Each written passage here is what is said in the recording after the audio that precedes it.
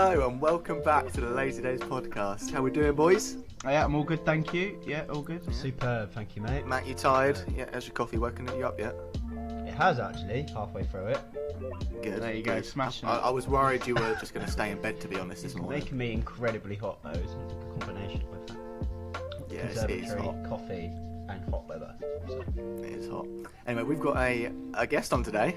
Someone who we can't really believe we've got as a guest. When we thought he was coming on, the group chat was absolutely popping off. So it was pretty good. We've got Robbie Knox. How you doing, mate? Hello, I'm very well, thank you. Thank you for recording this at 9 o'clock in the morning on a Sunday, which I appreciate you probably wouldn't all be up at. Yeah, it's alright, it's alright. Yeah, just try. I thought I'll do it at 9 a.m. Just see how committed they are. We were Very committed to it, yeah. I'll tell you that. Alright, good. Just All right, type back. how you No, doing? thanks, mate.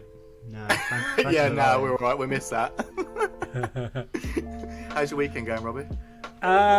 What day is it? Say Sunday. Sunday. Yeah, I don't know anymore.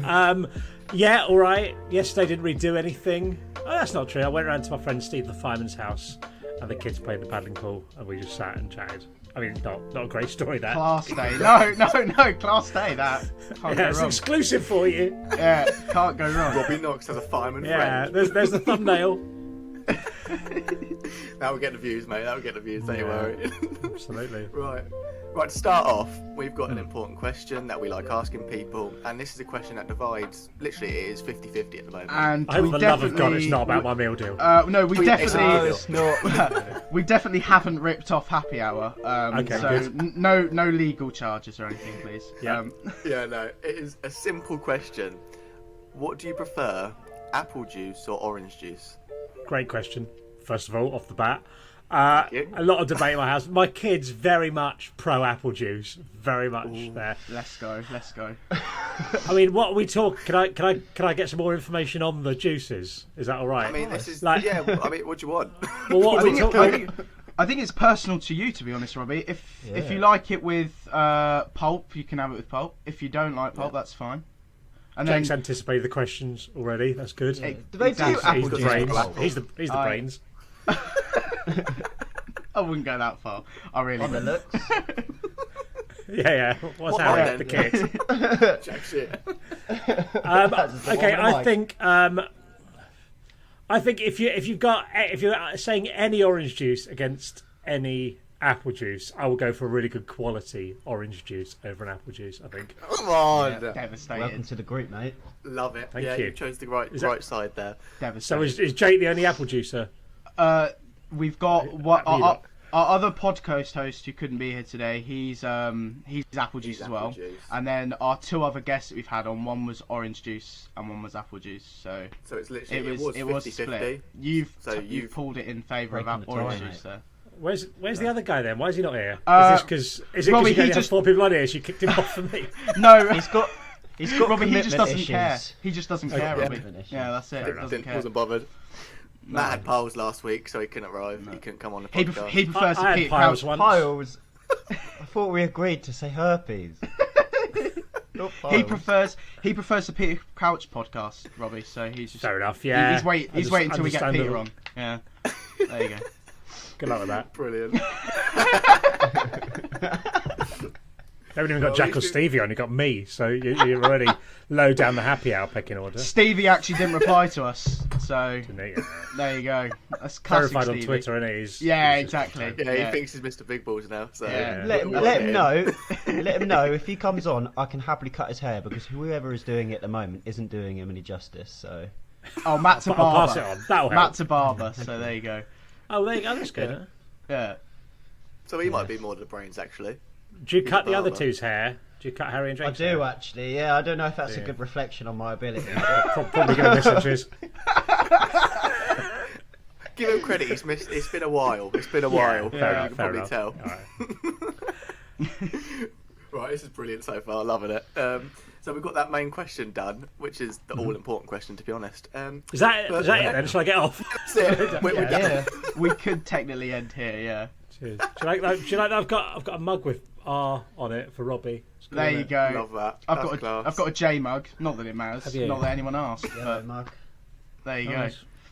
I've just got a plain black one. A bit boring. Okay. That is boring. Simple. Sleek. Yeah, you know, he knows. For anyone who doesn't know who you are, Robbie, I mean, they must be living under a rock, to be honest. But do you want to just say who you are and say what you've done? I'm a human man, aged 44 years old. I live currently in Kent, which is in England, which is in Europe, and in turn in the world. I do a variety of different things, but I will probably be best known in the olden days for doing Soccer AM, and nowadays I do my own YouTube channel and I stream on Twitch, and I am a co-host on a podcast called Jaackmates Happy Hour that is moderately popular on Spotify. Quite popular on Spotify, actually. Very popular. Yeah, very popular. Yeah. My YouTube channel is moderately popular. Happy Hour is very popular. Fair play. It's quite modest of you, but yeah. I mean, that's roughly it. I basically, my videos are me sitting around in my garden waiting to die. Is it wrong to say that? Sweet release of death. Is it wrong to say that's quality content? I didn't say it wasn't quality. I just said it's something to kill the time until I die. How would you clickbait that? How would you clickbait that? Wait until I I struggle. I mean, with Robbie Knox. it's taken me a long time with clickbait titles because I don't like it. Because I get that that's the game and everyone has to do it. But like it's when I was doing like a walk with Cam Kirkham. What should be the title is Cam Kirkham was a lovely bloke who, despite having never met me or my kids, bought my kids Christmas presents that were more thoughtful than anything I bought them. That should be the title because that's the actual thing. The title that would have done best was something about Cam Kirkham killing XO or something like that. So you go, Wow. so you got to go somewhere in the middle of it, sort of thing. So I don't know. Yeah, I struggle with the clickbaiting thing. Who is your favourite going for a walk guest, if you had to pick one? That I've ever had on. Yeah. Are you talking about the favourite person on the walk or the favourite person overall? What was the most good enjoyable question. walk, or what's the favourite person? favourite person. Best of breed. Yeah, we'll go favourite person. Well, I know Jaackmate a lot better than any of the others, so I'd pick him. Whereas person that I've just had a good fun walk with would be Bambino Becky, because that was didn't- good. I liked that one. yeah, we got drunk, and also Standard. when you're sort of going to meet someone that you've never met before, you sort of it's like, oh, I think we'll get on, but you never really know, do you? Sort of, it might be a little bit quiet in that, but the whole time we were doing it, because we were like 8 hours together in the end. Because we went out, we started for a bit of a walk, then went to a drinking session. About every hour, one of us would just go together and, I'm having such a nice time. Go, I know, so am I. This was a really nice afternoon out as well.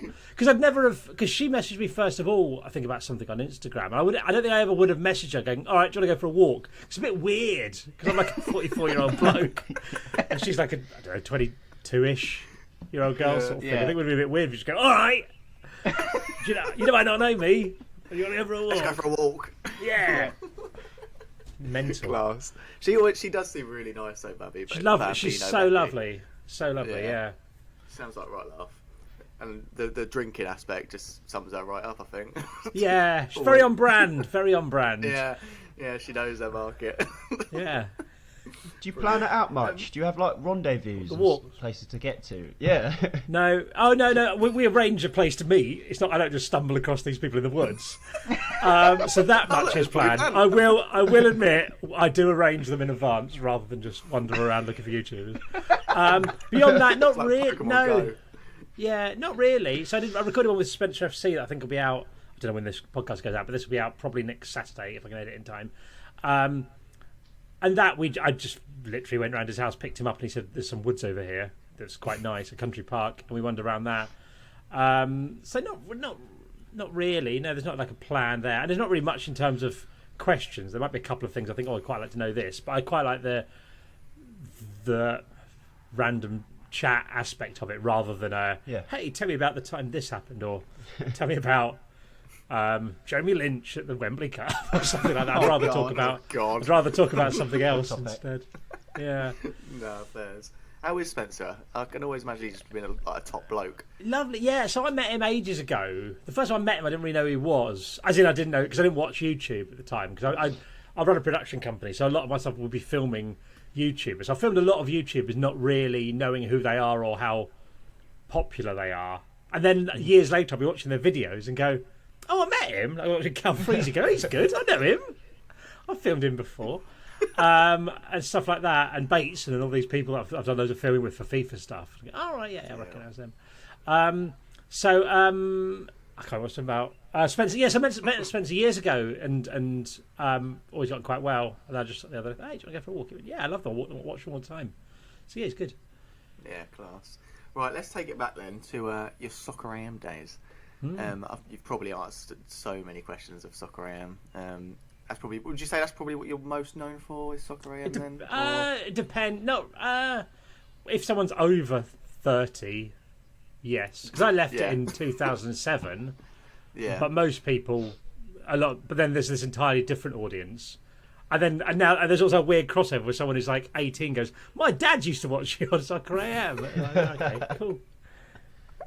I mean, my stepdad literally was on Soccer AM, I think, when you were there. So Was he? I assume so. Yeah, because he was part of the fans actually in the Brilliant! What team? studio at Oxford.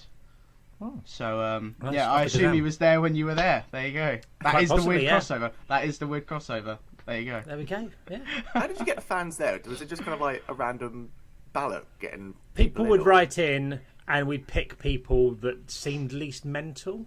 Oh, there you go. That's a compliment. There you go. Yeah, well, no, you would. We'd phone up the club and give them a list of names and say, "Are any of these hooligans?" and stuff like that, because you don't want people who are. So yeah, well done to your stepdad. He's absolutely passed that. There you go. Yeah. So if he was a hooligan, he's kept it quiet. But yeah, so we'd get people, check them out, check they weren't mental, phone them up, pick whatever group. I think I had people who knew each other. We wouldn't just go get 8 random people or 6. Can't remember. It was now 8, I think. So we get people that were mates and seemed to actually support the club, because occasionally you get people who would not really. He's a Man fan. Okay. Yeah, pick a small club, try and get on or something. Yeah. Yeah, but yeah, I mean, it's a lot of effort to go to that, but yeah, That is.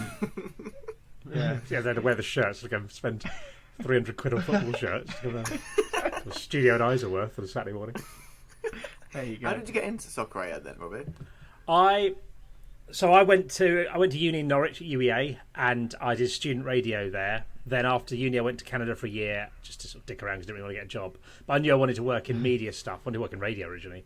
And then when I came back, a guy called Dan Trelfer, who's a YouTuber now, you know, some of my videos, it was some walking videos. He was working at this TV studio, so I got a job at the TV studio, did that for a year. And then, because Dan got me my first 2 jobs really, he then was working at a company called Avalon, that were Tim Lovejoy, who was the presenter and producer of Soccer AM's agent at the time. Yeah. And he knew that Tim was looking for someone, and he knew that I watched Soccer AM, and he said, they're looking for someone at Soccer AM, you should apply for it. So I sent them a CV, got invited for an interview, they gave the job to someone else, he couldn't start in time, so I got the job. So, yeah, Result. that was it. Result. Really. Wow. There you go. That was easy then. Yeah, but also it was, you sort of, with all these things, you sort of talk about luck, and oh, that was lucky, but really, when you, like, the fact I was doing the student radio for years for free, sort of thing, all these things sort of build up like that, and just the more stuff you do, the more opportunities come around, I think. Yeah, build your CV up. Lovely. Yeah, and meet people and all that stuff. Yeah. So what was kind of your role then at Soccer AM? What was you in So it charge changed of? a bit. My first job was the sort of lowest job on the team in terms of stature and money, and it was props and costumes mostly.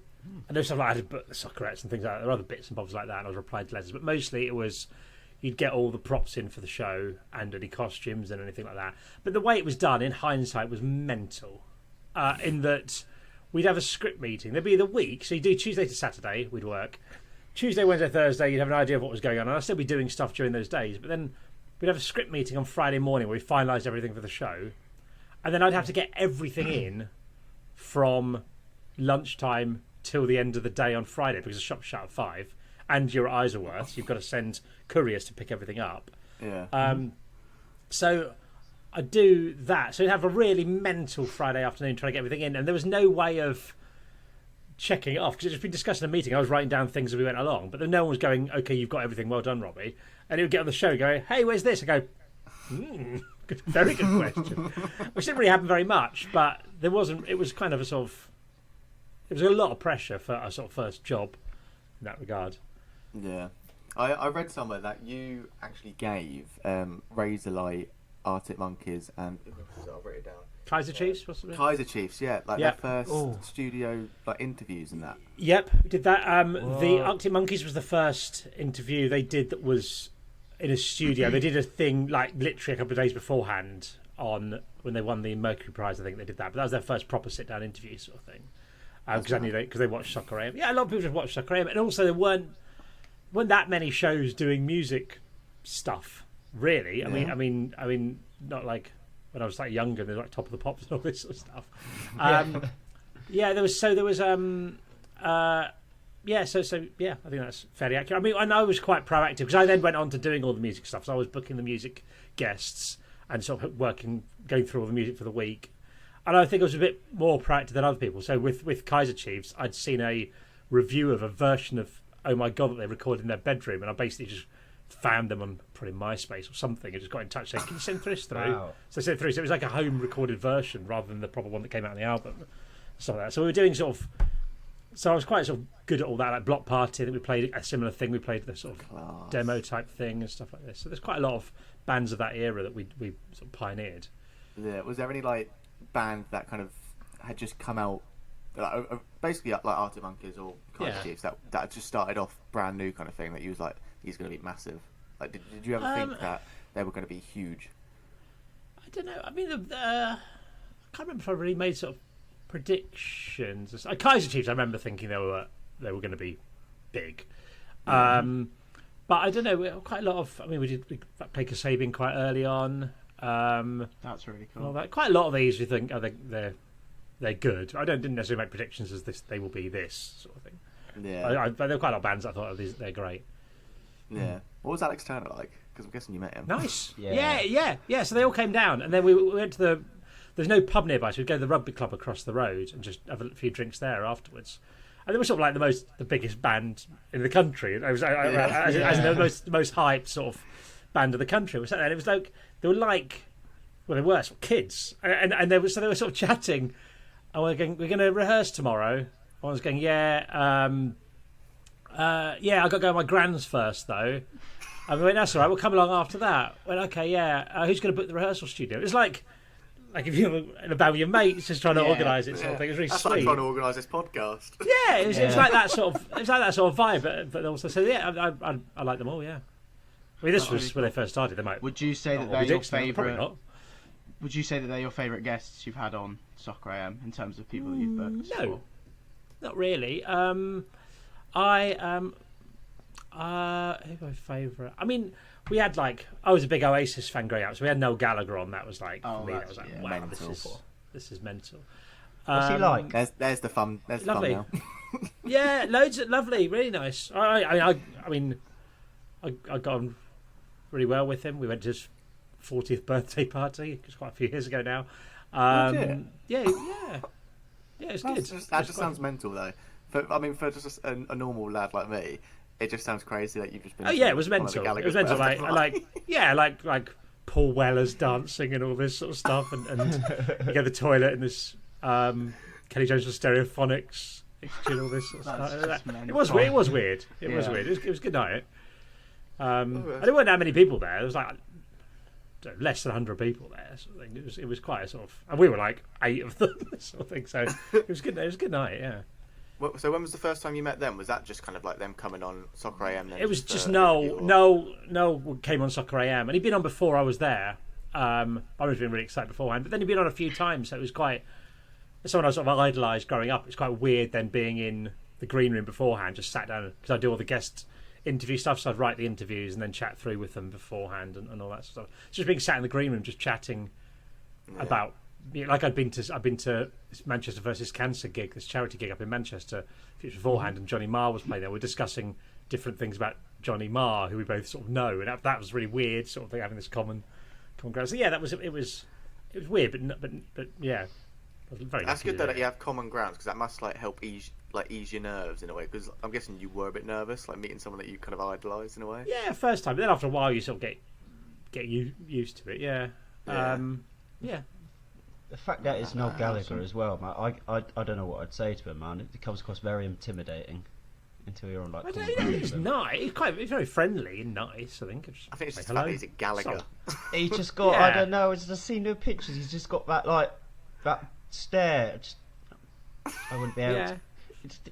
He probably won't just stare at you. He'll probably talk. Yeah, well, I'd have to meet him first.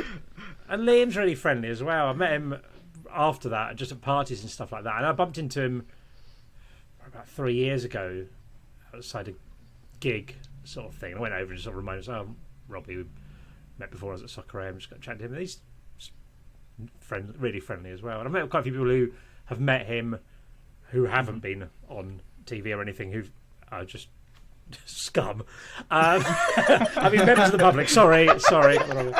And he's been lovely to them as well. So yeah. So I think he's probably just quite nice. Yeah, that's class.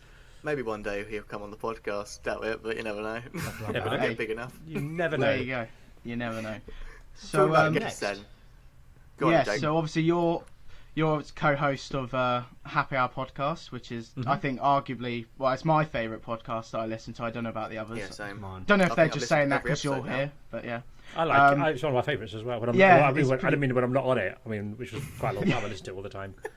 But yeah, obviously you don't come on as much when they get the guests on, but do you have a favourite guest that you've from an episode that you've listened to? Ooh, good question. Who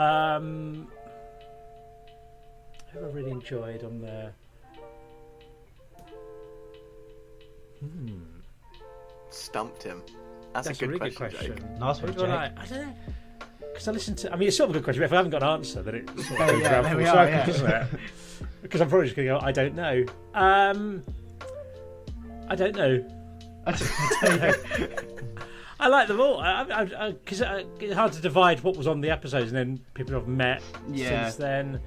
I really enjoyed let's go with the last one. The Lloyd Griffith one I thought was really good this week. Oh yeah, the Yeah, Lloyd that Griffiths was one was good. It was good. Yeah.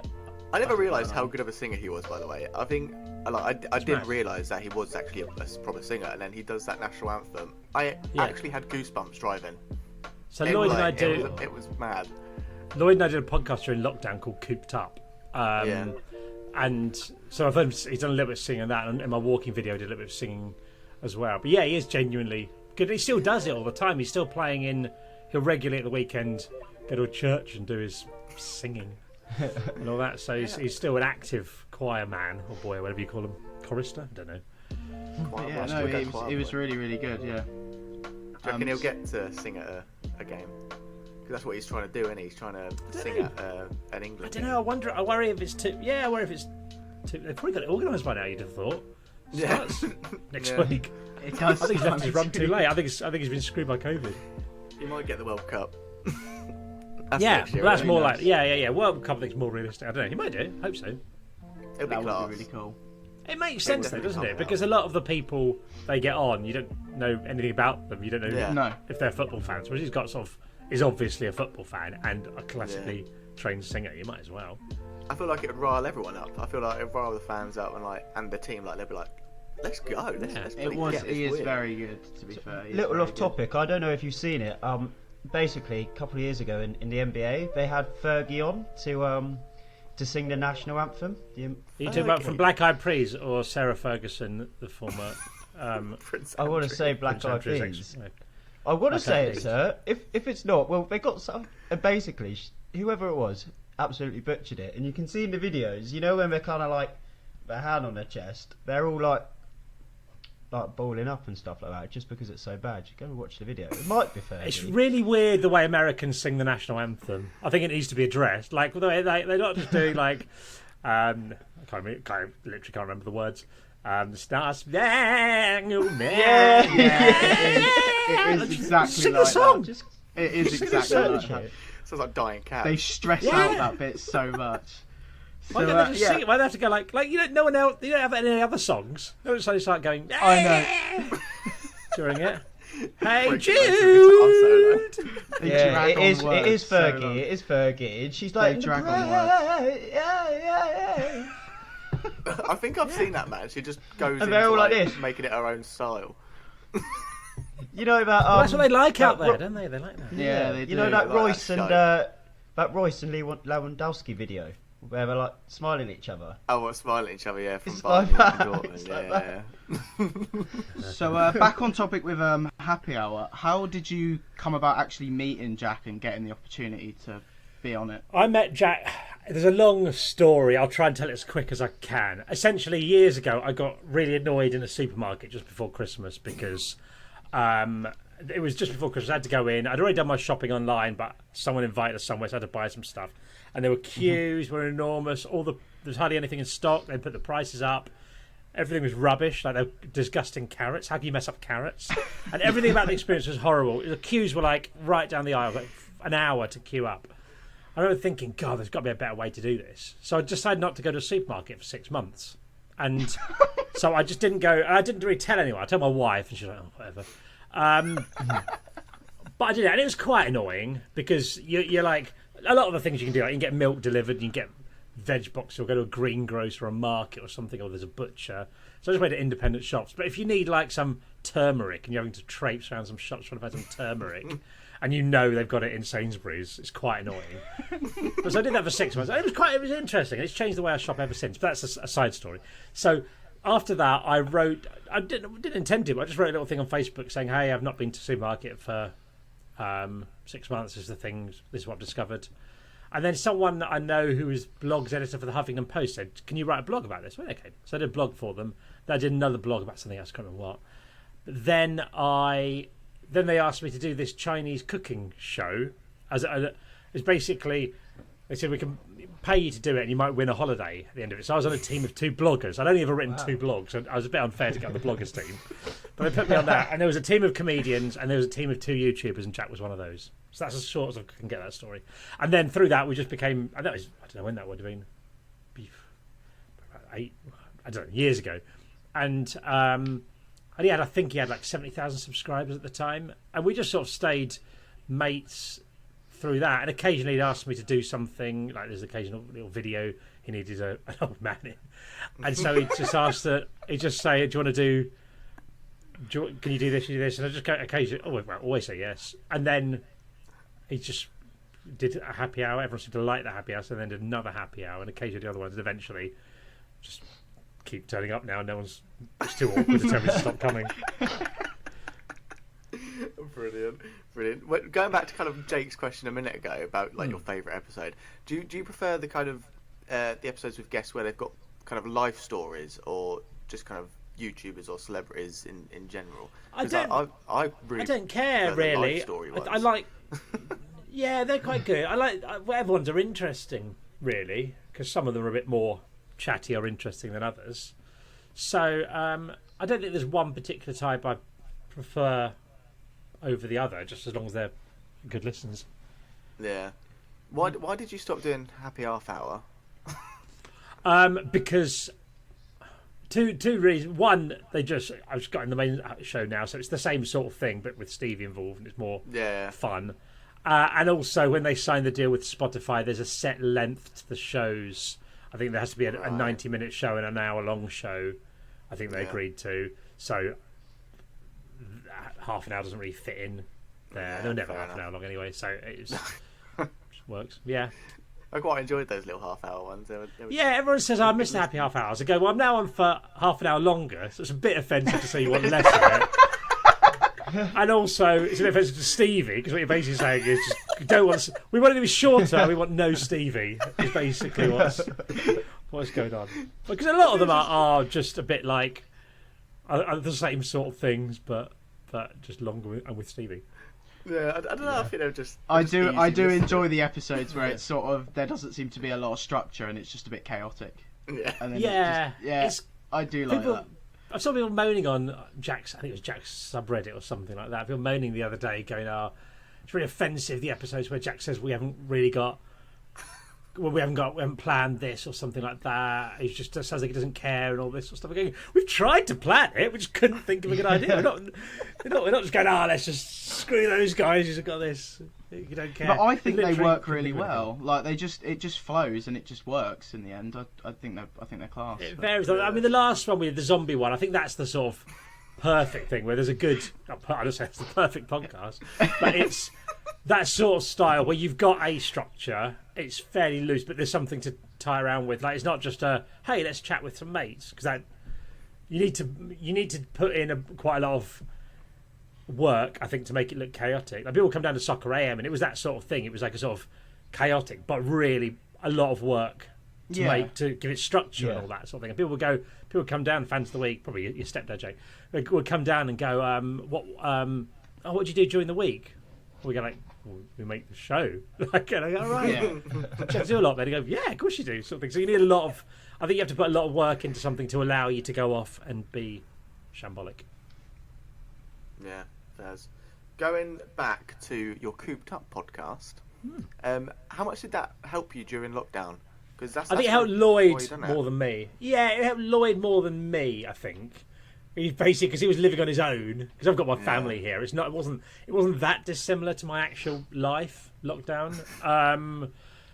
In fact, my big worry of lockdown was that everyone would understand how awesome sitting around the house is, and it started to happen. Now more people go, I'm going to work from home now. That was my thing. I quite enjoyed it.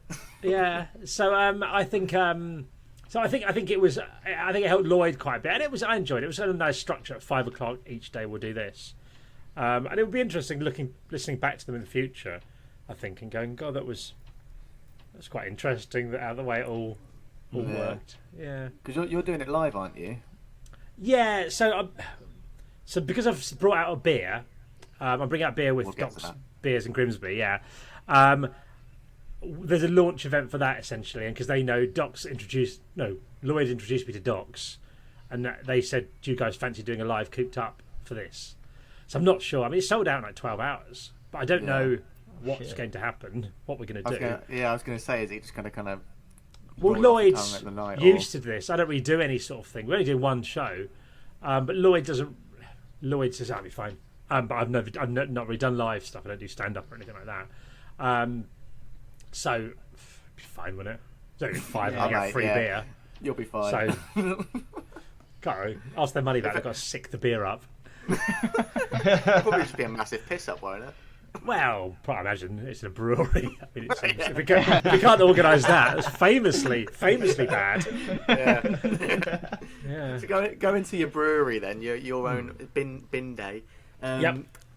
How did this come about? I mean, I guess it was just kind of through lockdown as well, right? You just started making it, and I brewed a beer, something to do, and I sort of worked out on my YouTube channel. Like, I don't make a huge amount of money from it, but if I buy something for £50, I will probably make the money back from ad revenue if I make a video about it. So I can sort of do things up to £50 for free. So I thought, okay, I can buy a beer making kit for £50 or so, and I can brew some beer, and then it probably won't cost me anything, and I'll have some beer as well.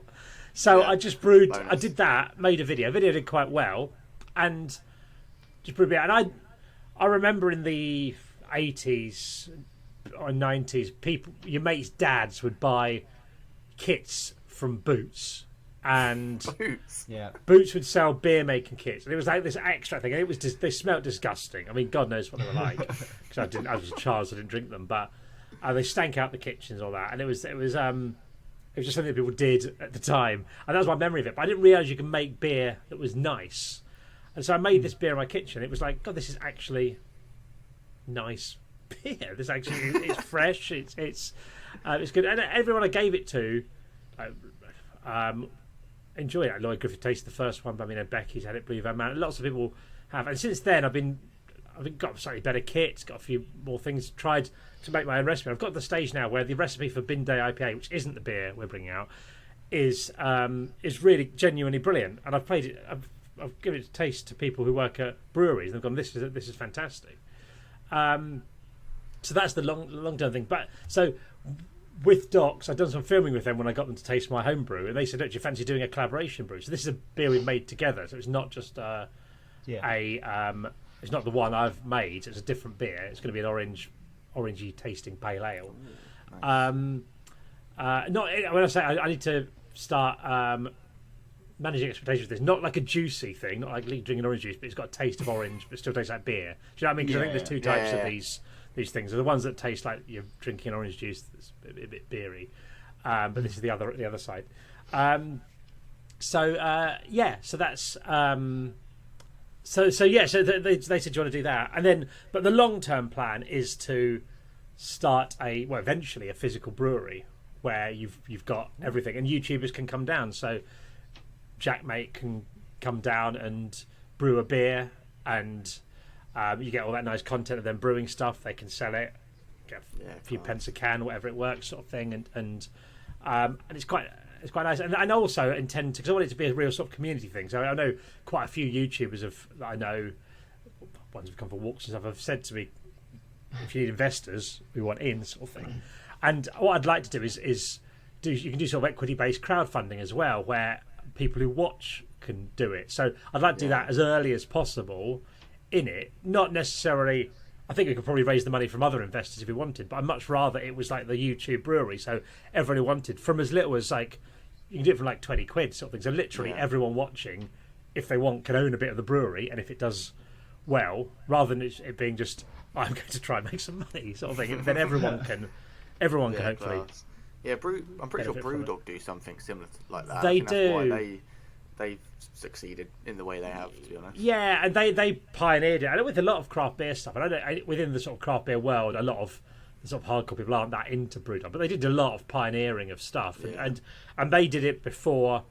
I think equity-based crowdfunding was readily available, whereas now it's not too hard to do it on there's a couple of platforms, Cedars and Crowdcube, I think, in this country, where you can do it, and you sort of have the campaign, and you go, we want to raise this much money for this much share of the company, sort of thing, and everyone who wants to go for it can go for it. Yeah. So you funded this with your friend Mike, right? Yeah, I mean, I say we've spent not very much money on it at the minute. So we've started, me and my friend Mike. So Mike I went to university with, and he's brilliant. He's one of my favourite people, and we've wanted to do sort of businessy thing together, so we can hang out a lot. And he's bright and good at all this stuff. He does marketing for like big brands and things, and so we've wanted to do something together for a while. So I said, do you want to do this? And he's, yes. Yeah. And are you wanting to actually get the beer out to the public, like eventually, like in shops and stuff like that eventually, or is that not really? I mean, there's different, I don't know the exact, yes, certainly be able to sell it to the public. So the first stage, initially it's going to be, because there's a lot of stuff you've got to do to sell beer legally. Like, you can't just go and open up a stall in the street and sell beer. You need licensing and stuff. So at the minute, everything's going to be sold through Docks, and they will give us a cut per can. And so that's basically the first thing, because then they deal with everything. We don't have to have any licensing or anything like that. We're not selling it. But then eventually we'll have to get to the stage where we've got all this sort of stuff. So selling it online will be, I imagine, the main thing, partly because it's going to be a lot of viewers, I imagine, who will be the people buying it, and they might not necessarily live near where we eventually set it up. Yeah. What's your top 3 beers, Robbie? What? Ever? Time? Yeah, all time. Okay. All around the world. Okay, all around the world. So my favourite beer for taste at the minute is a beer by Verdant, which is a brewery down in Cornwall, called 300 Laps of Your Garden, or Around Your Garden. 300 Laps. Cool. And I think they made it during lockdown, sort of thing, and it's so good. That's my favourite tasting beer, I think. When I lived in Canada, there was a beer, and it's just a rubbish sort of big company lager called Kokanee, but it was the beer that they sold in the ski resort where I worked in, so you drink it all the time. It's the first beer I really drank, because I drank cider at uni, and it was only there when my boss, Adrian, was like, no, you have to drink beer, you can't drink cider, that's mental. And every payday made me down a pint of beer until after a few weeks I'm like, oh yeah, okay, this is fine. So there was that, and then a third one, let's pick, what's another good one? My own Bin Day IPA, because it's really good, and I've made it, and it is genuinely really good, genuinely brilliant, fruity, like an alcoholic lit. Yeah, once we eventually get there. Yeah, because I mean, it's with Docks is lovely as well, but I'm really excited when eventually people get to try Bin Day IPA, because it is, I think it's genuinely good. Do you have a sort of goal date for when you want it to be out to people, or is that not that far forward yet? Well, the Docks collaboration will be out on the 21st of June to people on our mailing list, because we've said, look, because what I don't want it to do is it to sell out really quickly, and people who watch the videos and stuff not being able to get it. So I don't know if that'll happen or not. It might well not. But, so there's going to be 48 hours from the 21st. People who watch the video, I've got a video about it coming out on that Monday, and it'll be on sale then. Anyone who wants to get it can get it through a private sort of link, and then on the 23rd it will go on sale to the wider world. But as for Bin Day IPA, I don't know. I imagine it will be out either later this year or the start of next year. It depends how we go about doing it, because there's different ways and different methods you can approach it. And are you still able to sign up to the mailing list to get the one? BinDayBrewing.com. Just go there. Yeah. It's not. It's not. Get on it, lads. Yeah. It's So you do that, and there's more videos. There's a beer brewing video on my channel coming out on Wednesday, and another one Monday the 21st. And so it would just give you. And in fact, on the one that's coming out on Wednesday, I don't know when this podcast's going out, so this might not make any sense if it's going out in a Probably month's go out time. tonight, to be honest. Okay, all right then. Well, in that case, on Wednesday there's a video coming out, and we've got it's the brewing of the pilot batch, which is basically the test batch that you do before, because when you're brewing the full one, it's quite a lot of resources going into it. There's a lot of sort of ingredients, a lot of time, and all that. So you do a smaller batch to check it's going to be all right before you do the big one. And so there's only like 100 odd bottles of that. But on the video that's going out on Wednesday, we're going to be giving away, I think, 10 bottles to people on the mailing list of anyone who will just randomly pick 10 people who are over 18 and want it. So so essentially that's very cool. Yeah. Wait, is that what you'll be sessioning during the Euros? Bin Day? Quite possibly. So not Bin Day. It's got a different name, which we've not announced yet. But it's the orangey pale ale. I'll probably be knocking a few of those back, I would imagine. Second half of the Euros. Is the first Are you optimistic for the Euros? Well, I'm a Scotland fan, so I'm just excited to be in it. There. It's great. I mean, it was 1998. I remember very clearly. I was at uni when we last played against Morocco in our final game of the group. We lost 3-0. But it's quite. So I don't think we'll get out of the groups. We might, but I don't. We might do, but I don't care particularly. It's just good to be in it, and and the good thing about being a Scotland fan is that because we've never got out of the group stage of any tournament, every time you qualify, you become the joint best Scotland side ever. Like this, no team has done better than this current Scotland team. They're the equal best team because no one's got beyond this stage in a tournament. So, whereas England, you get to the World Cup semi-final, like, oh no. Like for Scotland, it's like we're the best we've ever been. It's much more nicer. So, in a way, if we do get past this, they'd be like, "Oh, do you remember that time this happened?" Like I know someone who's a Blackburn fan is going, "Absolute worst thing that ever happened was when we won the league." Because now it's like, "Remember that time we won the Premier League?" It's good, isn't it? That's like you, Jack, being a Cheltenham fan, getting to the quarterfinals. Yeah. There's not many good moments, but you have to count your blessings when they come along. Matt's died. What's happened to Matt? He's disappeared. Matt's there. He's sleeping. Oh, is he? Me? I can't see. Oh, he's disappeared on my picture. see Yeah, him. you've disappeared. No, I can't I'm see here, him. don't now. worry. No, he is there. He is there. Like, just Sometimes on my it screen. happens. Yeah. That must have just- seemed it's weird. just I've got Matt's died. That makes sense. Okay. Well, good. Not yet. Okay. Who do you think is going to win the Euros then? Have you got a favourite? I don't know. I've not done enough. I don't think England will win it. I think England will do quite well. I don't think they'll win it. I think I don't know. I don't know enough about them to make a judgment. I'll make a judgment over the next week or so and look into it a bit more. But to be honest, the last couple of months after all the Super League thing, I've really struggled to get back into football. And I'm a Liverpool fan. I was like, I don't care. I was like, I don't. Why am I? It gets why like am I that when putting you all this realise effort in? that. It gets like that when you realise that they don't care about the normal fan. So why should you? And I'm not including the reciprocate players that? and the manager in this, but the club. I'm just thinking, I've struggled to get excited about it. But hopefully the Euros will get. I mean, Euros is different. I think that'll get me back into it. I think. Yeah. We'll see how it goes. You're going to be going out to the pubs then in Norwich or anything to watch it? Possibly. Well, I had a ticket for the first Scotland game. I'd like to get out at some point. I don't know where I'll watch Scotland England. I might watch it at home because I don't know, because you get a weird atmosphere depending on which way You it's do. going. England, Scotland game. is a weird atmosphere. Yeah. Yeah, Exactly. it would You've be got to because if we lose, it would just be a bit miserable, and if we win, there's going to be some drunk Yeah, bloke. exactly. getting Yeah. annoyed. Can you really celebrate? Yeah, exactly. It's Yeah. gonna go bad either way, really, isn't it? Yeah, so I mean, I went to Wembley for the England-Scotland game in the qualifier a few years ago, that one. But that was alright, because in the Scotland end, and we lost. That's what we often do. So yeah, I don't know where I'll watch that. I'll probably go out to the pub for Scotland games that are just Scotland versus someone else. I think I'll probably stay at home for England-Scotland. And the only place I'd consider going is if I went up to Norwich and went to the Murderers. But I don't think that'll happen.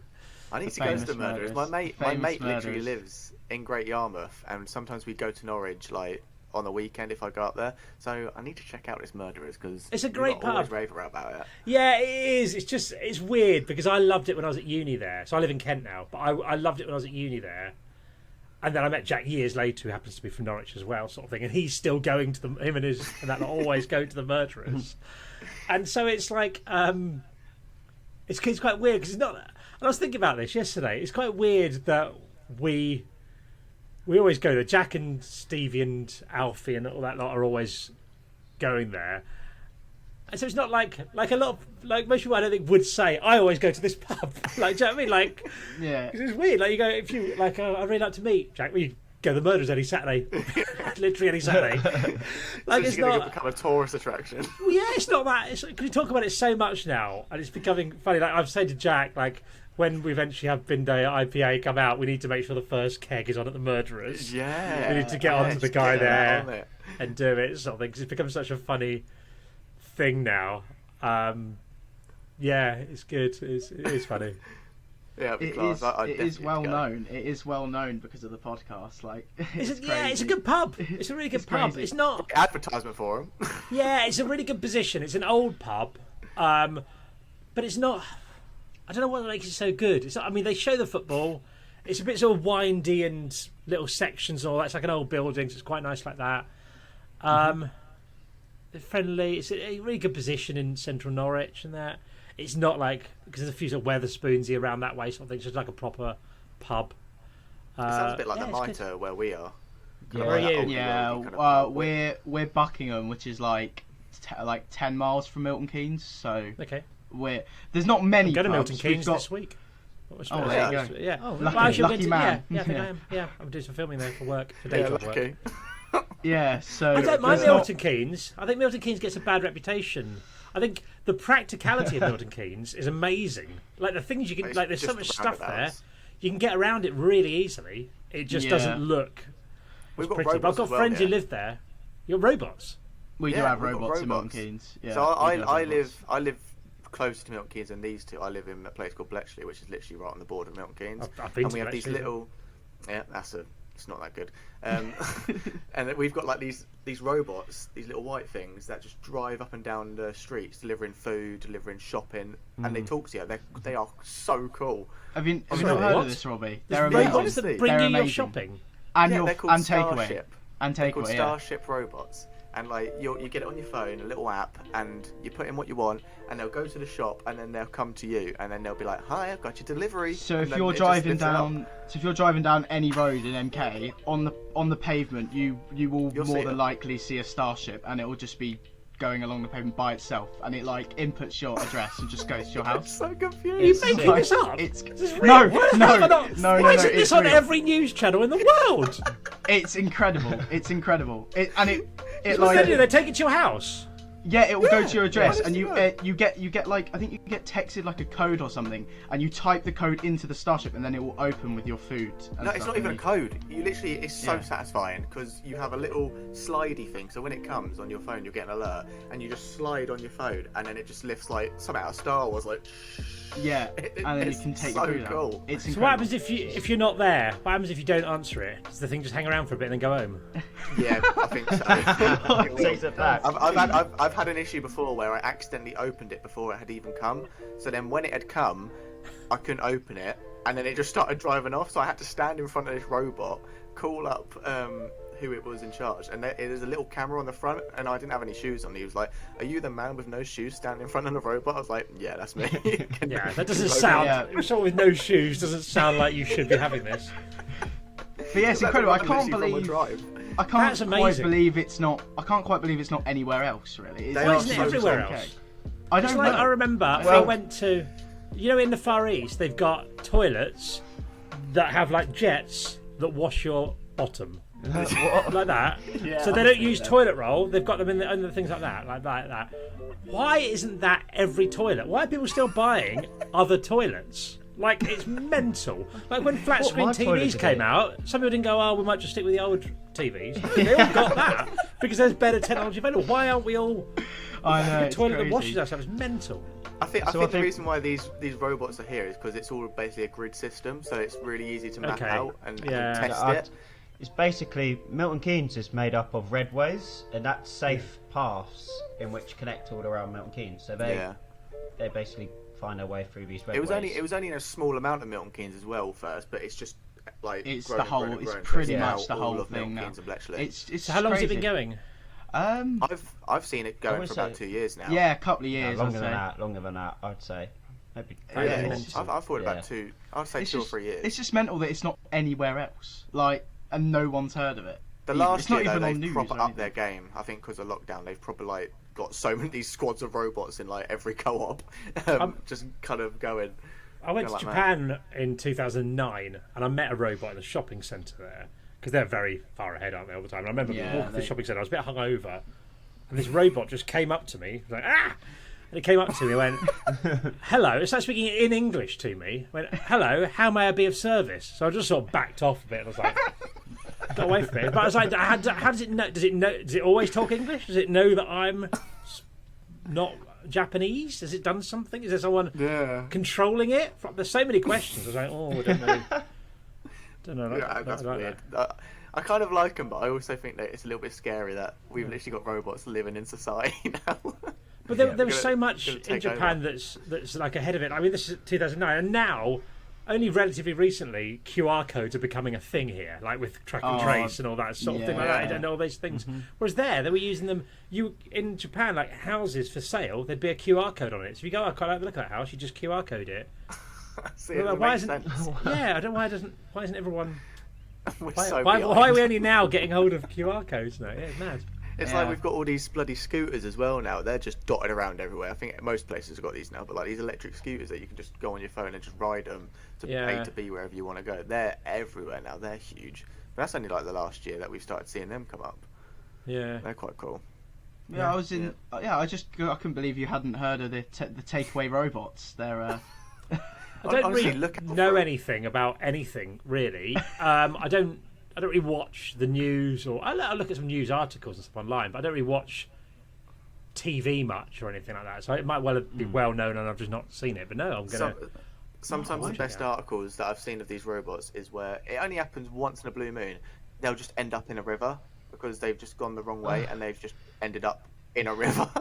And it's like, wow, MK robots drowned, and it's just a picture of this robot in the middle of like a lake or river, just kind of looking rather sad. Does anyone ever attack the robots? They have they have like a really loud alarm, and if they get like knocked even slightly over, it's like a horrid screech. So screaming in pain. Ah! I'm sorry, I'm not just texting. It literally is. I'm just looking up these robots. See what they look like. It literally is. Starship Robots. Basically, it's a cool box on wheels, isn't it? That's what it looks like. Like a. It is basically that, yeah. It is like a cool box. Like little antennae. Oh wow! You'll see them. They look good. Yeah. You know what it reminds me of? You know, Brum. You'll have to mention it on Happy Hour and see if anyone knows it. Yeah. Yeah, I will. This is mad. I like technology stuff. I'm surprised that got really into NFTs at the minute. I'm surprised that's. I don't really get NFT. I don't really get it. I do. Pictures aren't there that you buy? Is that right? So I can explain my vision for the future if you like. No. So essentially, the NFT is non-fungible token, and the fungible aspect is a pound coin is fungible in that there's loads of them. They have a certain amount of value, and there's no difference in value between £1 coin and another £1 coin. Except in weird situations where one's printed differently. But generally they're all the same. Non-fungible, meaning that they're unique and no one can check what it is. So there's different things like the headlines have been like the $69 million or whatever of art being sold that's a non-fungible token, and it's hard to get your head around at first because a lot of the things that just are purely art, it's just a JPEG that anyone can see. Do you know what I mean? But you own the original thing. But the way I'd explain it is, if you have a famous photographer, you can get the photo. But what would you rather have? Would you rather have the photo, or would you have a photo that's numbered 1 out of 10 and signed by the guy? It's the same photo. There's no more benefit to it, but that's much more valuable because of the sort of social currency of owning it. So I think people go, I can see that anyway. That's how I sort of explain it to them. But the thing that interests me more is there's a sort of, you can put smart contracts into these things so there can be an underlying value beyond just the art aspect of it. So I bought something. There's a guy called Gary Vaynerchuk. I don't know if you know him. Gary V. I don't. Guy. So he's. I've seen him on TikTok. Actually, so he's a really good. If you're into sort of businessy stuff, he's really good and quite inspiring. Yeah, I really like him. But first of all, I think some people watch him and think he's a bit alpha, sort of like business jock type guy. But he's quite empathetic and kind to people as well, and tolerates a lot of idiots. People who I'd be getting annoyed with him, going, he's very, very tolerant. No, it seems a nice guy. It's his NFT project is one of the things I bought, and there's 10,000 tokens, but each one of these tokens is admission to a conference for 3 years. So there's an underlying bit of it. So it might be that those are the only way you can get access to the conference. You can't buy a ticket in the future. So if this conference gets announced and the lineup's amazing and everyone wants them, you could then choose to sell on your NFT, or you could go to the first one, go, do you know what? I don't fancy going to the next one. I'm going to sell it on. He's done other ones where they're gift ones, but they're quite expensive. The NFTs, they're like between 10 and 15 grand for this. Not for what I bought, but for these gift goat things. But he's going to send a present every 6 months for the next 6 presents a year, so every 2 months for the next 3 years. But his idea is these presents are going to be the most mental, money can't buy things around. So, and there's things where you can buy, some of the tokens are access to him, so you could go and watch a basketball game with him or play tennis with him or something like that. So there's things like that, and then it is cool. And then but then also he's intending to use the different tokens. I'll show you. I can show you what mine is. Let me find. Mine's like a rat. But when people say I spent over £1,000 on this, people are like, sorry, what, mate? Because it does look ridiculous. Let me just find it. Is there any cheap NFTs then? So there we go. That's my. Yeah, there's different things. There's my rat. Okay, yeah, I see. I see. So it doesn't. When you look at it and just go, "That's the drawing," you go, "Well, that's ridiculous." But when you look into the details of it, and also his plan is to build up all the things he's done as characters for the next 30 years. He might bring out an app that has different things. That's called Reliable Rat. So it might be that you have there's a kid's book about being reliable or something like that, and these things can have value. Like if that becomes the Gruffalo, and you've got one of 20 Gruffalo tokens or however many there are, then will have a value in the future.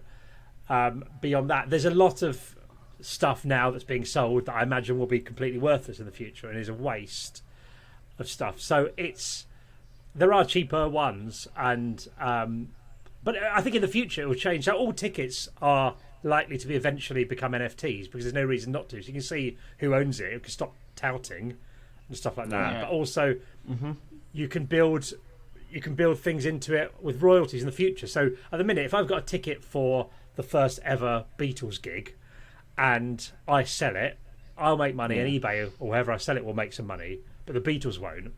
Whereas you can put in an underlying royalty thing, go, any resales, I get 10%. So in years to go, if I sell this ticket, then Paul McCartney's getting a few quid or something like that. Or so could you make a bin day NFT? So I eventually intend to. We're still really early on it. It's whether the technology will be there at the time. What I'd like to do is when I bring out beer at the brewery, you can bring out these NFTs with it that have different perks with it. So I'd like to not make them any more expensive or something, but if you have there's £100 NFT that comes with £100 worth of beer, but you also get this, and which is like the artwork of that beer sort of thing, or Read that. it gets you can come down and have lunch at the brewery or something like that with us or stuff like that. So there's different things that you can cool. Yeah, you I can like do. that. Yeah, that and would be also really cool. in the I like future. In the future, I've sold you on NFTs. In the Yeah, future, you have. apparently, we're going to have public wallets. So you'll have a bit where you can show people different things you've got. So it might be a ticket stub for something, or you put in, or a bit of art or something. So it might be, say, I'm not going to, but say I've just reached 100,000 subscribers on YouTube. Say I brought out a 100,000 subscriber celebrated NFT, and there's 10 of them or something like that. And then years to come, I've got 50 billion subscribers. It goes, oh my god, you had that when Robbie only had 100,000. Yeah. You were into that really early, and so people will be able to look at your public wallet in the same way. Now you'd go and check out someone's Instagram if you meet them or something like that. You go, oh, they're into. So if these were going on forever, I'd probably have my ticket from Oasis at Nebworth in there, or my Champions League final ticket for Liverpool, or things like that, or a little bit of art, or this band. Or the art for this band that I discovered, or something like that. You've probably sold me on this because I like collecting stuff. Like I've got like behind me like frames of signatures of players, and I've got shirts that have signed with the teams. Like for instance, I've got this year's Chelsea shirt signed by the whole team, and that's gone up in value massively since we won the Champions League. So like, I will be all over this stuff. Well, that's it. We know you will be. You will be, and it's really interesting. So the Gary Vaynerchuk thing I bought probably about a month ago when it was going. So they've all sold out on the primary market at the minute, and I paid half an ETH, so half an Ethereum, which was in today's prices I think is about £1,000 for that rat. Yeah. But then they're going now for 3 ETH on the secondary market. Now they've sold out, sort of thing. Wow. Yeah. So around that, so that's like 6 times. So are you having their to value. use like crypto to buy these NFTs then? Yeah. In a lot of cases, and certainly it's the kind of thing, it's really early, it will get easier, a lot of these things, but so I had to buy Ethereum, which I've never used before. I bought it specifically for this project, and so I bought this. You have to transfer it to a wallet, you have to connect it all up, but it's quite concerning because it's not as easy as handing over some money. You get something, there's like when you try and buy something with Ethereum, there's like a minute delay while it gets processed, and you're sort of like, what have I done? Have I lost my money? That was like me yesterday because I've got some money in crypto and I was taking out half of it because I just needed it, and it was so backwards because you had to transfer it into a different cryptos and then transfer it into like euros, then into like GBP or whatever to then even get it on into your wallet. It was like so backwards and so annoying. Yeah. So where do you keep it? Do you keep it like in a MetaMask type thing or something? I've just got it in a standard wallet, like on Binance. That's what I use. Okay. Because I ain't got loads in there, so it's not like I'm not really worried. Yeah.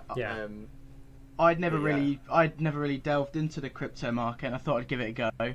And I put some money into crypto. I was like, oh, this is great. And a week later, that crash came, and I was like, oh. That's good. I don't particularly like it now. I left it because I thought, well, there's no point taking it out. There's no point taking it out because I've lost already. So if I take it out, I'm just accepting I've lost. So I've just left it. Yeah, 100%. And I would. Oh, go on. I put £50 into Dogecoin. That amazing currency. Yeah. And at the beginning of the year, like me and my mate just like done 50 quid each. And that came like because it boomed for a while. That's mental. And we got a nice you little must bit have out done of it. pretty well out of that. Profited it like nicely. So then we managed to like take half of it out, and then that crash happened. So then we just lost a load of it again. But then it started going back up again. So but you must still be up from where you started if you put it in the start of the year. Oh yeah, I 100% was. Yeah, 100% was. Yeah. So I didn't buy any crypto until this year because I didn't understand. I don't really sort of get involved in things I don't understand because it's but now I understand with NFTs. I now understand the underlying value, for example, of the Ethereum blockchain and stuff like that. So, I think from a collectible point of view, it certainly is quite exciting. If that's something you're into and you're comfortable with that, you can sort of see the benefits of it. There's another project called Avastars that is a more affordable thing. I think you can probably pick up an Avastar for 150 quid or something like that. I've got a couple of those sort of things, and they're in the Avastars.io, I think it is. But you have a look at it, and it's basically like these little unique alien type figure things, and they're on the first generation now. They're getting quite close to the end of the first generation, and then a new generation will start after that, and they're limited in number and all that sort of thing. So that's sort of Pokemon. Might be something. Yeah, it might. Yeah, but either way, it's so early in NFTs. Like, there's not many people. I don't know anyone else who owns NFTs among my friends or anything like that. So I think you're still really early on it, and it's the kind of thing that hopefully in the future people will go, those are one of the sort of original things that you've got. Yeah. I'm definitely going to look into it, and I can tell you for a fact I will probably be buying some stuff. Yeah, not investment advice. Don't come after me if you lose all your money and rats. I just like that sort of stuff. I just like that sort of stuff, like the collectible aspect of it. Or I get addicted to that sort of thing. Well, not addicted because that's not very good. But like I'll into it. Yeah, I'll just get into it. Well, the other thing, the thing I'm looking at the minute, there's a thing called Decentraland. That's basically well, like Jack often talks about on Happy Hour, like Habbo Hotel that he used to play. I've never played Habbo Hotel something as well, but it's like that. But it's like a world in there. But you can buy property in it, and it's limited to I think 90,000 plots of it, sort of thing. But the difference being with Habbo Hotel, you Habbo Hotel owns something. If you get bored of Habbo Hotel, not much you can do about it. Sort of thing. Whereas here, if you buy a bit of property and you no longer want it, you can sell it on. Or anything that you own in the game, you don't want it anymore. You're not interested in it.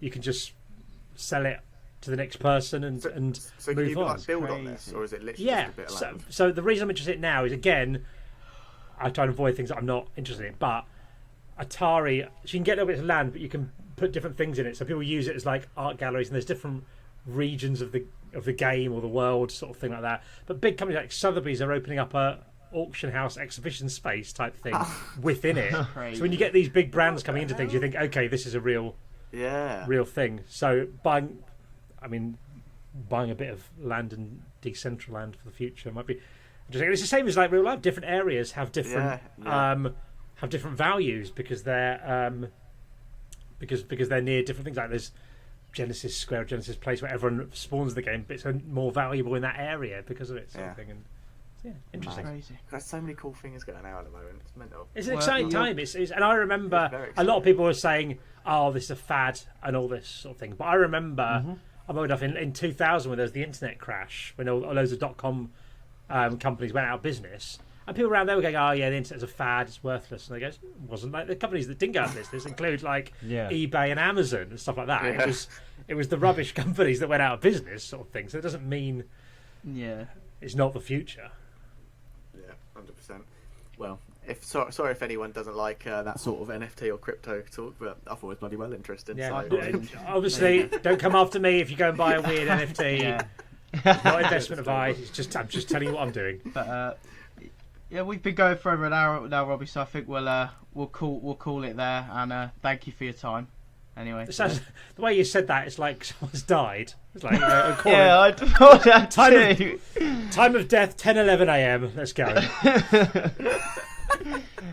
As opposed to right, we've been doing this for a little while. Let's go. I was going to do 2 more questions, but all right, we'll end it then. Yeah, see ya. I thought you'd done all your questions. We'd gone through we had some questions from like the audience that I put up, and it was like some. I've got another 10 minutes if you want to ask more things. We'll crack on with the audience questions then. We'll crack on. So they're quite simple questions. What sport do you wish you was elite at? Okay. Well, I'm going to go at my stage in life. I'm going to go skiing. Because I love skiing. I like to be better at skiing.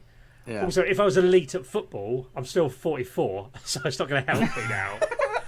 Whereas skiing I can do till later on in my life for fun, sort of thing. So I'm gonna go skiing. Yeah, I love skiing. Okay, I love skiing as well. Do you like skiing? Yeah, skiing's class. I love skiing. I've been to Italy once. I'm not very good. I don't claim to be very good. I've never been on a black run or anything. They scare me. I sort of peer over the edge and go another time.